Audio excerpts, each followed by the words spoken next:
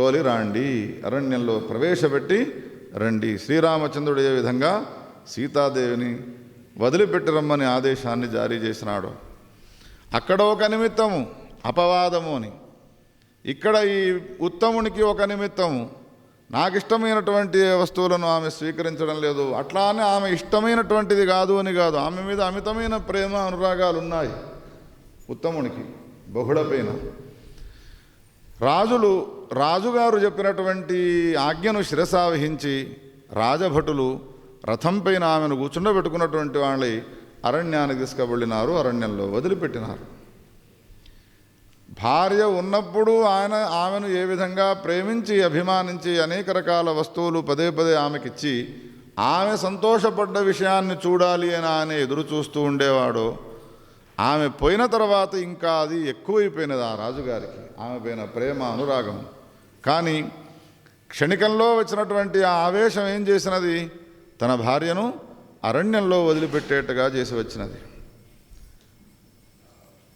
ఆమె యందు అనురాగంతో కూడుకున్నటువంటి తాను ఆమెనే మనస్సులో చింతన చేస్తూ కాలాన్ని గడుపుతూ ఉన్నాడు. రాజ్య పరిపాలన అదేవిధంగా కొనసాగుతున్నది. ఇంతలో ఒకనాడు ఒక బ్రాహ్మణుడు ఈ ఉత్తముడు అనేటువంటి పేరు గల రాజుగారి సమీపానికి వచ్చినాడు. వచ్చి రాజుగారికి నమస్కారం చేస్తే రాజుగారు అన్నాడు, హే బ్రాహ్మణుడా, నీకు వచ్చినటువంటి కష్టం ఏమిటో చెప్పు, నీ కష్టాన్ని నేను తొలగిస్తాను అన్నాడు. అప్పుడు ఆ బ్రాహ్మణుడు ఏమన్నాడు అనంటే, అయ్యా, నేను నా ఆశ్రమంలో ఉంటూ ఉండగా భార్యతో నిద్రపోయిన తర్వాత తెల్లవారు లేచి చూచినాను, తలుపులు పెట్టినట్టుగానే ఉన్నాయి, నా భార్య మాత్రం అదృశ్యమైపోయినది, ఎవరు తీసుకుపోయినారో తెలియదు. అందుకని భార్యా వియోగముతో కూడుకున్నటువంటి నాకు చాలా కష్టంగా ఉన్నది, ఆమె లేకుండా నేను ఉండలేకపోతూ ఉన్నాను. అందుకని అన్ని విషయాల్లో ఆమె యొక్క ప్రాధాన్యత ఉంటుంది కదా భర్త అయినటువంటి వానికి. ఒక విషయంలో కాదు, అన్ని విషయాల్లో ఆమె పట్టించుకొని ఉంటుంది. కాబట్టి ఆమె లేకుండా నేను జీవనాన్ని కొనసాగించలేకపోతున్నాను. కాబట్టి ఎవరెత్తకపోయినారో ఏమో తెలియదు, నా భార్యను మళ్ళీ నాకు నీవు అప్పగించాలి. రాజ్యాన్ని పరిపాలించేటువంటి రాజుగారికి ఉండేటువంటి లక్షణం అది. ఎవరికి కష్టం వచ్చినా ఆ కష్టాన్ని తొలగించాలి. అనగానే అప్పుడు నీ భార్యను నేను ఎప్పుడూ చూడలేదు, ఉత్తముడు అంటూ ఉన్నాడు.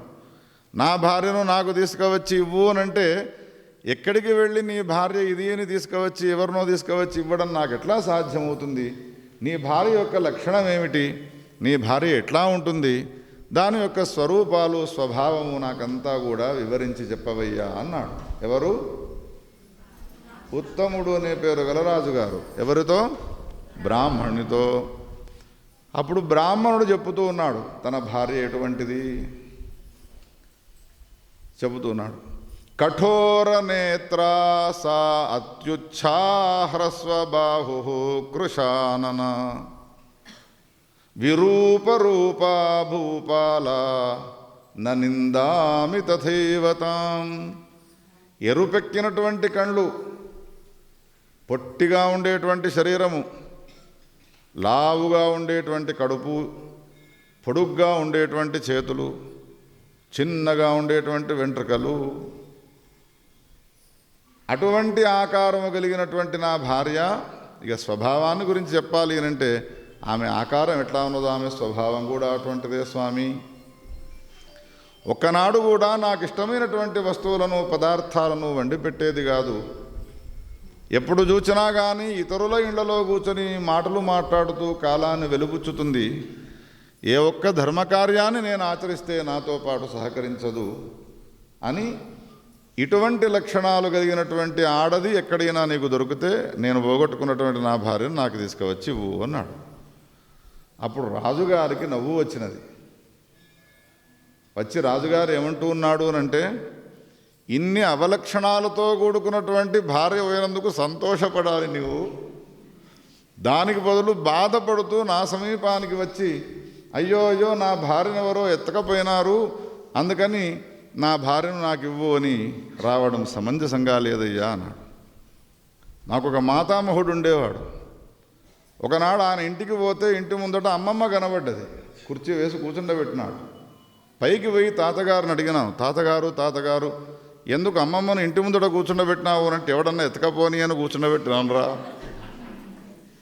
ఎందుకు తాత అంత కోపం వచ్చినది అని అంటే, ఏం చేయాలరా, అటుకులు కలిపే అన్నాను. ఉప్పు బాగా వేసినది, ఉప్పు ఎక్కువైనది అంటే మళ్ళీ కలుపుతూ కారం ఎక్కువ వేసినది. ఓసారి కారం ఎక్కువ వేస్తుంది, ఓసారి ఉప్పు ఎక్కువ వేస్తుంది. అందుకని దీనితో సంసారం చేయడం నాకు కుదరదు అని ఇంటి ముందర కూర్చుండబెట్టినాను. తెల్లవారు పోయి అడిగిన, తాత ఎవరైనా ఎవడెత్తుకపోతాడరా దాన్ని. ఒక భార్య యందు ద్వేషభావం ఏర్పడి భార్యను ఎవరైనా ఎత్తకపోవాలి అనే భావం ఉన్నటువంటి వాడు కూడా భార్యాత్యాగాన్ని చేయకూడదు. మన శాస్త్రాలు ఆ విధంగా చెప్పలేదు. ఇప్పుడు రాజుగారు ఏమంటున్నాడు అంటే, ఇన్ని రకాలైనటువంటి నీకు నచ్చినటువంటివి, లోకానికి నచ్చినటువంటి లక్షణాలు ఆ భార్యలో ఉన్నాయి అని అన్న తర్వాత, పోయిన భార్య పోయింది అని అనుకోవయ్యా, రాజునైనటువంటి నేను నీకు యోగ్యురాలైనటువంటి ఒక భార్యను, కొత్తనైనటువంటి భార్యను, అందగత్తెను, నీ స్వభావానికి తగినటువంటి అమ్మాయిని ఇచ్చి నీకు వివాహం చేస్తాను, స్వీకరించు అన్నాడు. అంటే అప్పుడు బ్రాహ్మణుడు అన్నాడు, రక్ష్యా భార్యా మహీపాళ ఇతి చ శృతిరుత్తమా భార్యాయాం రక్ష్యమాణాయాం ప్రజా భవతి రక్షిత. హే రాజా, భార్య నాకు అనుకూలంగా లేదు అని భావించి ఏ ఒక్క భర్త కూడా భార్యను త్యాగం చేయకూడదు. ఏ జన్మలలో చేసుకున్నటువంటి సుకృతమో లేదా దుష్కృతమో ఉంటే దానికి తగ్గట్టుగా బంధం అనేటువంటిది ఏర్పడుతూ ఉంటుంది. ఏర్పడేటువంటి ఏ బంధం ఉంటుందో ఆ బంధం ఒక్కరోజు 2 రోజులతో తీరిపోయేది కాదు. ఎన్ని సంవత్సరాలు నీవు జీవనాన్ని కొనసాగిస్తావో అన్ని సంవత్సరాలు ఈ సంబంధం అనేటువంటిది కొనసాగుతూ ఉంటుంది. భార్యాభర్తల యొక్క బంధమే శాశ్వతమైనటువంటి బంధం. తల్లిదండ్రులతో పుత్రులకు ఉన్నటువంటి బంధము శాశ్వతమైనది కాదు. రేపో మాపో అమెరికాలో వాడికి ఉద్యోగం వచ్చినది అంటే వాడు వెళ్ళిపోతాడు, రెక్కలు వచ్చినటువంటి పక్షి వలె. వీడికి కష్టం వచ్చినా జ్వరం వచ్చినా వీళ్ళంతటా వీళ్ళే పోవలసింది తప్ప వాడు మాత్రం రాలేడు. గురు శిష్యులకు ఉన్నటువంటి బంధము శాశ్వతమైనది కాదు. విద్యలు నేర్చుకోగానే గురుదక్షిణ ఇస్తాడు, వెళ్ళిపోతాడు శిష్యుడు. అతిథికి యజమానికి ఉన్నటువంటి బంధము శాశ్వతమైనది కాదు. నిన్ననే చెప్పుకున్నాం మనం, అతిథి అంటే ఎప్పటికి ఉండేవాడు కాదు, భోజనం కాగానే వెళ్ళిపోయేటువంటి వాడు. ఈ అన్ని బంధాల్లోకెల్లా శాశ్వతమైనటువంటి బంధం ఏది అనంటే అది కేవలం భార్యాభర్తల యొక్క బంధమేనయ్యా. అందుకని కట్టుకున్నటువంటి ఏ భార్య ఉన్నదో ఆ భార్యలో గనక ఒకవేళ తనకు నచ్చనటువంటి గుణాలు ఉన్నాయి అని అన్నంత మాత్రాన అది శారీరానికి సంబంధించినది కావచ్చును, లేదా మనస్సుకు సంబంధించినటువంటిది, లేదా బౌద్ధికమైనటువంటి విషయాల్లో కానీ తనకన్నా వ్యతిరేకంగా ఉన్నది, వ్యతిరేక స్వభావాలు కలిగినటువంటిది ఉన్నది అని అన్నంత మాత్రాన అటువంటి భార్యను వదిలిపెట్టకూడదు అని మనకు శాస్త్రము చెబుతున్నది. శాస్త్ర మర్యాదను అనుసరించి మనం భార్యాత్యాగాన్ని చేయకూడదయ్యా. ఇంకొక కారణం కూడా ఉన్నది ఏమిటి అంటే, భార్యను వివాహం చేసుకున్న తర్వాత సంతానాన్ని కంటారు లోకంలో. సంతానం కనడం అంటే ఏమిటో తెలుసునా? తానే భార్య యొక్క శరీరములో నుండి ఆవిర్భవించుట అని అర్థము. అందుకనే పుట్టినటువంటి ఏ కొడుకుంటాడో ఆ కొడుకును గురించి పుట్టిన తర్వాత సంస్కారం చేసే సమయంలో ఒక మంత్రాన్ని చదువుతారు. ఆత్మా వై పుత్రనామాసి సజీవ శరదశతం. పుట్టినటువంటి హే కుమారా, నీవెవరవో కాదు, నేనే నీవై వచ్చినావు. ఒక పురుషుడు తనకు సంబంధించినటువంటి వీర్యాన్ని ఆధానం చేస్తాడు స్త్రీ యోని ద్వారా గర్భంలో. ఎవరికి సంబంధించిన వీర్యం అది? పురుషునికి సంబంధించినది. ఆ పురుషుడే తన వీర్యము గర్భంలో ఉంచుకొని ఆ గర్భము ద్వారా బయటికి వస్తాడు, తానే బయటికి వస్తాడు. అందుకని తనకు ఆశ్రయభూతమైనటువంటిది స్త్రీ. పత్ని అనంటే అంత గొప్పనైనటువంటిది. ఆత్మా హి జాయతే తస్యా సా రక్ష్యాతో నరేశ్వర ప్రజాయాం రక్ష్యమాణాయాం ఆత్మా భవతి రక్షితః. భార్యను తాను రక్షించినాడు అనంటే తాను కూడా రక్షింపబడ్డవాడవుతాడు. భార్యాభర్తలు ఇద్దరు కూడా పరస్పరము భార్య భర్తను రక్షించాలి అని కోరుకోవాలి, భర్త భార్యను రక్షించాలి అని కోరుకోవాలి. ఇది మనకు వివాహ సమయంలో జరుగుతున్నటువంటి ఘటన. అనేక రకాలైనటువంటి అక్కడ చేసేటువంటి ఏ క్రియాకలాపాలు ఉన్నాయో ఆ క్రియాకలాపాల ద్వారా మనకు తెలుస్తుంది.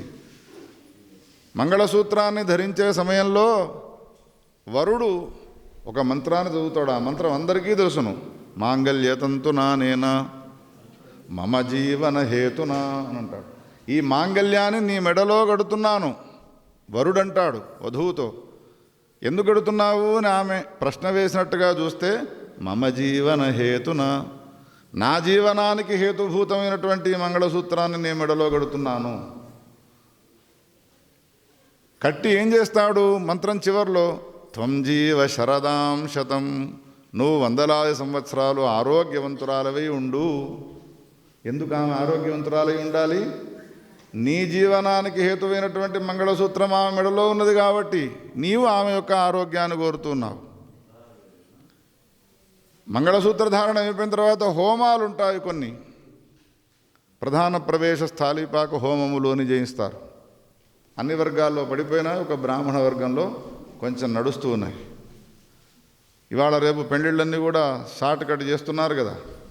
అయ్యా అందరు బంధువులు చాలా వచ్చినారు, తొందరగా మంగళసూత్రం చేయించి మిగతా కార్యక్రమం తర్వాత చేసుకుందాం, తలంబ్రాలు గిరంబ్రాలు పీటల మీద కూర్చుండబెట్టండి అని అంటారు. అట్లా పడిపోయి ఎన్నో సంస్కారాలు నష్టపోతూ ఉన్నాము. తర్వాత వచ్చేటువంటి సంస్కారం ఏముంటుంది అంటే, ఇయన్నార్యుపబ్రూతే కుల్పాన్యావపంతిక దీర్ఘాయురస్తు మే పతి. మంగళసూత్రాన్ని ధరించే సమయంలో ఏమో వరుడు వధువుని ఏమని కోరుతాడు అని అంటే, ఈమె 100 సంవత్సరాలు సాజీవ శరదాం శతం, 100 సంవత్సరాలు ఈమె ఆరోగ్యంగా ఉండాలి. వరి పేలాలతో హోమం చేస్తూ అగ్నిహోత్రుడిని ఏమని ప్రార్థన చేస్తుంది ఆమె అంటే, అప్పుడు వరుడు అంటాడు, ఈమె పేలాలను వేస్తూ ఏమని ప్రార్థిస్తున్నదో తెలుసునా అగ్ని, ఇయం నారి ఉపబ్రూతే, కుల్పాని పేలాలను కుల్పములు అని అంటారు, కుల్పాని యావపంతిక, ఏం ప్రార్థిస్తున్నదయ్యా అని అగ్నిహోత్రుడు నన్ను ప్రశ్న వేస్తే, దీర్ఘాయురస్తు మే పతి జీవాతు శరదశతం, 100 సంవత్సరాలు వీడు ఆరోగ్యంగా ఉండాలి అని కోరుకుంటున్నది. ఎప్పుడు జరుగుతుంది ఈ తంతువంతా? పెళ్ళి అయ్యే సమయంలో. పెళ్ళయి ఇద్దరు విడిగా ఉన్నటువంటి వాళ్ళు ఏకమయ్యే సమయంలోనే ఇటువంటి ప్రార్థన చేస్తూ ఉన్నారు అని అన్న తర్వాత వాళ్ళ జీవనం కొనసాగేంత వరకు భార్య యొక్క ఆయుష్యాన్ని భర్త యొక్క ఆయుష్యాన్ని భార్య కోరుతూనే ఉండాలి. ఇది మన హిందూ ధర్మంలో ఉన్నటువంటి గొప్పనైనటువంటి లక్షణమయ్యా ఇది. ఒకవేళ ఆమెను రక్షించలేదనుకో, తస్యామరక్ష్యమాణాయాం భవితా వర్ణశంకరః సా పాతయేన్మహీపాల పూర్వాన్ స్వర్గాదధః పితॄన్. ఒకవేళ ఆమెనే గనక రక్షించలేదు అనంటే వర్ణసాంకర్యం ఏర్పడుతుంది.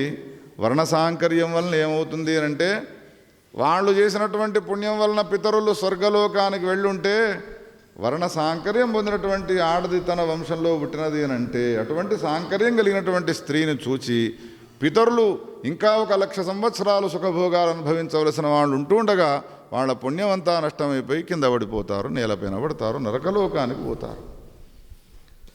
అందుకని ఉద్ధరింపబడి గొప్పనైనటువంటి స్వర్గాది లోకాల్లో ఉండవలసినటువంటి పితరులు ఉండాలి అని అంటే భార్యను రక్షించాలి. ఎటువంటి రీతిలో ఉండని, నీకు ఇష్టమైనా ఇష్టము కాకపోయినా భార్యను మాత్రం రక్షించాలి అని శాస్త్రాలు చెప్తున్నది. సమిధంతు మయా భార్యా వృతేయం కథమేతాం విహాయ. అటువంటి విధిపూర్వకముగా అగ్నిసాక్షిగా వివాహం చేసుకున్నటువంటి భార్యను వదిలిపెట్టి, ఇంకేమిటి నీకు ఇష్టం లేని లక్షణాలన్నీ ఆమెలో ఉన్నాయి కాబట్టి ఆమెను వదిలిపెట్టి ఇంకో అమ్మాయిని పెళ్లి చేసుకొని నువ్వంటే నేను ఎట్లా స్వీకరిస్తానయ్యా? ఇంకొక భార్యను నేను స్వీకరించను అన్నాడు ఆయన.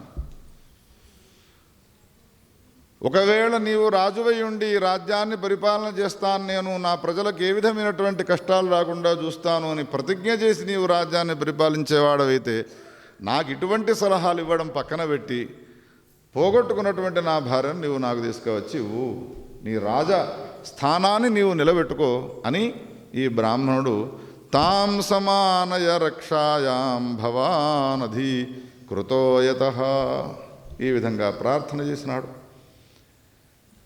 అప్పుడు రాజుగారు ఈ బ్రాహ్మణునికి నమస్కారం చేసినాడు. తప్పకుండా ఇప్పుడు ఈ బ్రాహ్మణుడు అన్నటువంటి మాటలన్నీ విన్న తర్వాత అవన్నీ ఆయన హృదయంలో గుచ్చుకుంటూ ఉన్నాయి. ఎందుకు చెప్పండి? రాజుగారు నిర్దాక్షిణ్యంగా చిన్న కారణం, అది పెద్ద కారణమే కాదు. ఇవాళ రేపు విడాకులు ఇచ్చుకుంటారు, పెద్ద కారణాలు ఏమీ ఉండవు. చిన్న కారణం, ఆ చిన్న కారణానికి ఆయన అడవిలో వదిలిపెట్టినాడు. ఎంతటి పని చేసినాను అని లోపల కొంచెం మనస్సు నొచ్చుకున్నాడు. కానీ ఇప్పుడు బ్రాహ్మణు యొక్క సంకల్పాన్ని నెరవేర్చాలి. బ్రాహ్మణు పోగొట్టుకున్నటువంటి ఏ భార్య ఉన్నదో ఆ భార్యను తనకు తీసుకువచ్చి ఇవ్వాలి. కాబట్టి అరణ్యానికి వెళ్ళినాడు. అరణ్యంలో ఒక మహా గొప్పనైనటువంటి తాపసోత్తముడున్నాడు. ఆయనకు భూత భవిష్యత్ వర్తమానాలన్నీ బాగా తెలుసును. ఆయన కళ్ళు మూసుకున్నాడు అనంటే ఏ విషయాన్నైనా కానీ చక్కగా చెప్పగలుగుతాడు. అంతటి యోగ్యత కలిగినటువంటి వ్యక్తి. ఆయన సమీపానికి వెళ్ళినాడు ఈ రాజుగారు. రాజుగారి పేరేమిటి? ఉత్తముడు. ఉత్తముడు ఆయన దగ్గరికి వెళ్ళినాడు. వెళ్ళిన తర్వాత ఆయన అనుష్ఠానాన్ని సమాప్తి చేసుకొని ఉన్నాడు ఋషివర్యుడు. ఇంతలో శిష్యుణ్ణి పిలుస్తూ ఉన్నాడు. ఒరే ఒరే, రాజుగారు వచ్చినాడురా. మన ఆశ్రమానికి రాజు వచ్చినప్పుడు ఆయనకు అర్ఘ్యపాద్యాచమనాలతో పూజలు చేయాలి. అందుకని రాజుకు చేయవలసినటువంటి అర్ఘ్యాది ఉపచారాలను తీసుకురారా అన్నాడు ఋషీశ్వరుడు. అనగానే అప్పుడు శిష్యుడు గురువు యొక్క మాటను ధిక్కరించకూడదు అని భావించి అర్ఘ్యపాద్యాచమనాలకు సంబంధించినటువంటి వస్తు సంభారాన్ని తీసుకువచ్చి గురువుగారి సమీపంలో ఉంచి, గురువుగారు కొంచెం ఆలోచించి మీరు పూజ చేయండి అన్నాడు. కొంచెం మీరు ఆలోచించి పూజను చేయండి అన్నారు. గురువుగారు శిష్యుడు ఈ మాట ఎందుకు చెప్తున్నాడా అని ఆలోచించినాడు. అర్ఘ్యపాద్యాచమనాలకు సంబంధించినటువంటి పూజా సంభారాలన్నీ పక్కన ఉంటూ ఉండగా వాటితో ఉపచారాలు సేవలు ఏమీ చేయకుండా ఆ రాజుగారికి రాజా వచ్చినావా, కూర్చో అని అన్నాడు. రాజుగారు ఋషీశ్వరునికి నమస్కారం చేసినాడు, కూర్చున్నాడు. పరస్పరము క్షేమ సమాచారాలన్నీ అయిన తర్వాత రాజుగారికి ఒక సందేహం కలిగినది. ఆ సందేహాన్ని తర్వాత అడగాలి అని అనుకున్నాడు. ఋషీశ్వరుడు అడుగుతున్నాడు, హే రాజా, నీవెందుకు వచ్చినావు ఇక్కడికి అంటే, నేను ఎందుకు వచ్చినానో నా రాకను గురించి నేను తర్వాత చెప్తాను, కానీ నాకిప్పుడు మీ ఆశ్రమానికి వచ్చిన తర్వాత ఒక సందేహం ఏర్పడ్డది. ఆ సందేహానికి మీరు సమాధానం చెప్పాలి అన్నాడు. ఏమిటి నీకు కలిగినటువంటి సందేహము అనంటే, రాజునైనటువంటి నేను నీ ఆశ్రమానికి రాగానే రాజుకు సంబంధించినటువంటి రీతిలో ఉపచారాలు చేయడానికి శిష్యుణ్ణి ఆదేశించగా శిష్యుడు పదార్థాలన్నింటినీ తీసుకువచ్చి పక్కన పెట్టుండగా నాకు చేయవలసినటువంటి ఉపచారాలను చేయకుండా రాజా అంత మంచిదేనా అని అడుగుతూ మిగతా పనినంతా చేస్తూ ఉన్నావు, ఎందుకు నాకు అర్ఘ్యపాద్యాదులను ఇవ్వలేదు అని ప్రశ్న వేసినాడు. అంటే అప్పుడు ఆ ఋషీశ్వరుడు అన్నాడు, మా శిష్యుడు నాతో ఏమన్నాడు అనంటే, గురువుగారు మీరు తెమ్మన్నారు కాబట్టి తెచ్చినాను, కానీ ఆలోచించి మీరు ఈ రాజుకు సేవ చేయండి, అర్ఘ్యాదులను ఇవ్వండి అన్నాడు. నేను ఆలోచించినాను, నీవు అర్ఘ్యపాద్యాచమనాది పూజలకు అనర్హుడవు అని తేలి నీకు నేను పూజను చేయడం లేదు అన్నాడు. అప్పుడు రాజుగారు రెండు చేతులు జోడించి అంటూ ఉన్నాడు, నాలో అనర్హత ఏమున్నది అనంటే, అప్పుడు ఋషీశ్వరుడు ఏమంటూ ఉన్నాడు అంటే, నీవు భార్యను త్యాగం చేసినావు కాబట్టి. చూడండి ఎటువంటి సమాధానం చెప్తున్నాడు. పురుషులకు ధర్మాలు ఉన్నాయా పురాణాల్లో అని అంటారు. ఎంత విశాలమైనటువంటి కథను చెప్తున్నాడు వ్యాస భగవానుడు. భార్యను త్యాగం చేసినావు కాబట్టి నీకు పూజాయోగ్యత అనేటువంటిది నీకు లేదు. నిన్నెవరూ లోకంలో పూజించకూడదు. ఒకవేళ భార్యను త్యాగం చేసిన వాడిని ఎవడైనా పూజించినాడు అనంటే వానికి భయంకరమైనటువంటి నరకాది లోకాలు వస్తాయి. ఎందుకు భార్యను త్యజించడం వలన ఇంత గొప్ప భయంకరమైనటువంటి నరకాలు వస్తాయి అని ప్రశ్న వేస్తే ఆయన ఒక సమాధానం చెప్తున్నాడు. హే రాజా, నేను ఒక మాట చెప్తాను విను. పక్షేణ కర్మణో హాన్య ప్రయాతి అస్పృశ్యతాం నరః కిమత్ర వార్షికీయస్య హానిస్తే నిత్యకర్మణః.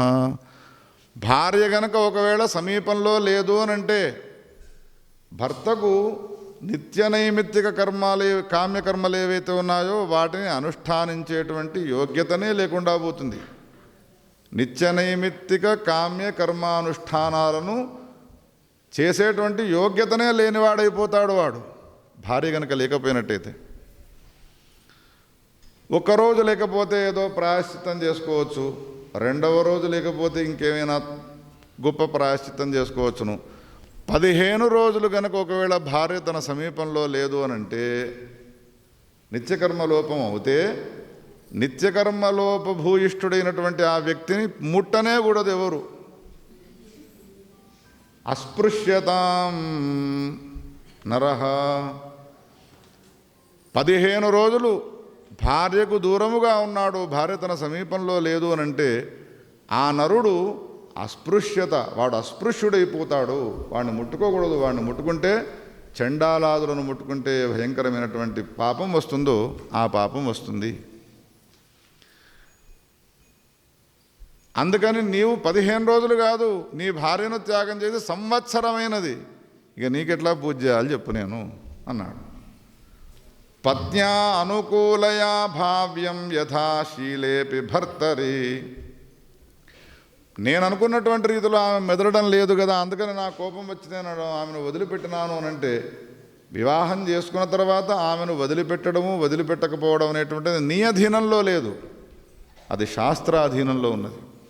శాస్త్రం ఏ విధంగా చెప్పితే ఆ విధంగా నీవు ప్రవర్తించాలి. శాస్త్రం ఏం చెబుతూ ఉన్నది అనంటే శాస్త్రం ఏం చెప్తున్నది, దుశ్శీలాపి చ తథా భార్య పోషణీయా నరేశ్వర. నీకు అనుకూలవతి కాకపోయినప్పటికీ కూడా, నీకు ఇష్టమైనటువంటి లక్షణాలు లేకపోయినప్పటికీ కూడా ఆమెను నీవు పోషించాలి అని శాస్త్రం చెబుతున్నది. రాజ్యాన్ని పరిపాలించేటువంటి మహారాజు అయినటువంటి నీవే ఈ విధంగా ప్రవర్తిస్తే నీ రాజ్యంలో ఉన్నటువంటి ప్రజల పరిస్థితి ఏమిటి? మా రాజుగారు ఇష్టం లేక భార్యను వదిలిపెట్టినాడు అని నీ రాజ్యంలో ఉన్న ప్రతి పౌరుడు ఇష్టం లేనటువంటి భార్యలందరినీ వదిలిపెడితే ధర్మశాస్త్రం ఏమవుతుంది? ఒక్కసారి ఆలోచించవయ్యా అనగానే ఆయనకొక్కసారి మనసంతా అల్లకల్లోలమైపోయినది ఉత్తముడు అనేటువంటి పేరు గల మహారాజు గారికి. ఇప్పుడు ఆయన ఎందుకొరకు వచ్చినాడు ఈ ఋషీశ్వరుని సమీపానికి? బ్రాహ్మణుని యొక్క భార్యను మళ్ళీ ఆయన సమీపానికి చేర్చడం కోసం వచ్చినాడు. బ్రాహ్మణుడు తనకు అనుకూలవతిగా ఉన్నటువంటి భార్య పోయినది, ఆమెను తీసుకువచ్చి ఇవ్వు అనగానే మొట్టమొదటి ఏమన్నాడు? అనుకూలవతి కానప్పుడు ఆమెను వదిలిపెట్టు, మంచి అమ్మాయిని నీకు ఇస్తాను అన్నాడు. ఆయన సమాధానం చెప్పినాడు. ఇప్పుడు ఈ ఋషీశ్వరుడు కూడా ఇక్కడ సమాధానం చెప్పినాడు. లోపల ఇప్పుడు తన భార్యకు సంబంధించినటువంటి చింతన రగులుతూ ఉన్నది. ఇప్పుడు తాను వచ్చినటువంటి పని ముందు చేసుకోవాలి కాబట్టి ఈ ఋషీశ్వరుని యొక్క పాదాలపైన పడి నా సమీపానికి వచ్చి ప్రార్థించినటువంటి ఏ బ్రాహ్మణుడు ఉన్నాడో ఆ బ్రాహ్మణు యొక్క భార్య ఏమైనదో, ఎక్కడ ఉన్నదో చెప్పవయ్యా అని అడిగినాడు. అనగానే ఒక్కసారి కళ్ళు మూసుకున్నాడు. ఆ ఋషీశ్వరుడు చెప్తూ ఉన్నాడు, తాం జహార తనయో బలాకో నామ రాక్షస ద్రక్ష్యతే చాన్యతాం ఉత్సవాదా. హే రాజా, తలుపులు పెట్టినవి పెట్టినట్టుగా ఉంటూ ఉండగా ఇంటిలో ఉన్నటువంటి భార్య అపహరణకు గురైనది అని బ్రాహ్మణుడు చెప్పినాడు కదా, 100% నిజము. ఆ బ్రాహ్మణ స్త్రీని, బ్రాహ్మణ పత్నిని బలాకుడు అనేటువంటి పేరు గల ఒక రాక్షసుడు ఎత్తుకపోయినాడు అని చెప్పినాడు. ఈ బలాకుడు అనేటువంటి పేరు గల రాక్షసుడు ఎత్తుకపోయినాడు. వాణి అధీనంలో ఇప్పుడు ఆ బ్రాహ్మణుని యొక్క భార్య ఉన్నది అని చెప్పినాడు. ఆ రాక్షసుడు ఎక్కడ ఉంటాడు, ఏ వనంలో సంచారం చేస్తూ ఉంటాడు అనే ప్రశ్న వేస్తే దానికి ఫలానా వనంలో ఉంటాడు అని సమాధానం చెప్పినాడు. ఋషివర్యునికి నమస్కారం చేసినటువంటి వాడై ప్రయాణమై వెళ్ళినాడు వనానికి. వెళ్ళే వరకు వనంలో ఆయన సంచారం చేస్తూ ఆ రాక్షసుని పరిధిలో ఉన్నటువంటి స్థానంలో బ్రాహ్మణుడు చెప్పినటువంటి లక్షణాలతో కూడుకున్నటువంటి అమ్మాయిని చూచినాడు. ఎర్రని కళ్ళు, పొట్టి శరీరము, లంబోదరము, పొడుగాటి చేతులు, చిన్నగా ఉన్నటువంటి వెంట్రుకలతో కూడుకున్నటువంటి ఆమెను చూచి ఆ బ్రాహ్మణ స్త్రీ ఈమె అయి ఉంటుంది అని ఆమె సమీపానికి వెళ్ళినాడు. వెళ్ళి ఆమెతో మాట్లాడుతూ ఉన్నాడు. నిన్ను ఏ రాక్షసుడు తీసుకువచ్చినాడు, బలాకుడు అనేటువంటి పేరు గల రాక్షసుడు తీసుకువచ్చినాడు అని, వాడు ఎక్కడ ఉన్నాడో వాడు కూర్చునేటువంటి గుహ సమీపానికి తీసుకువెళ్ళి ఇందులో వాడు ఉంటాడు అని చూపినది. చూపగానే రాజుగారు బలాకుడు అనే పేరు గల రాక్షసుడి సమీపానికి వెళ్ళినాడు. ఈ రాక్షసుడు చాలా విచిత్రమైనటువంటి రాక్షసుడు. వీడు వచ్చినటువంటి రాజుగారు తన గుహ ఎదుట ఉండగానే ఎదురుగా వెళ్ళినాడు, స్వాగతాన్ని పలికినాడు, రమ్మన్నాడు, సింహాసనం పైన కూర్చుండబెట్టినాడు, నమస్కారం చేసినాడు. అయ్యా, నీవు పరిపాలించేటువంటి రాజ్యంలో నేను ఒక రాక్షసుడనై ఉన్నాను కాబట్టి నేను తమరికి చేయాల్సినటువంటి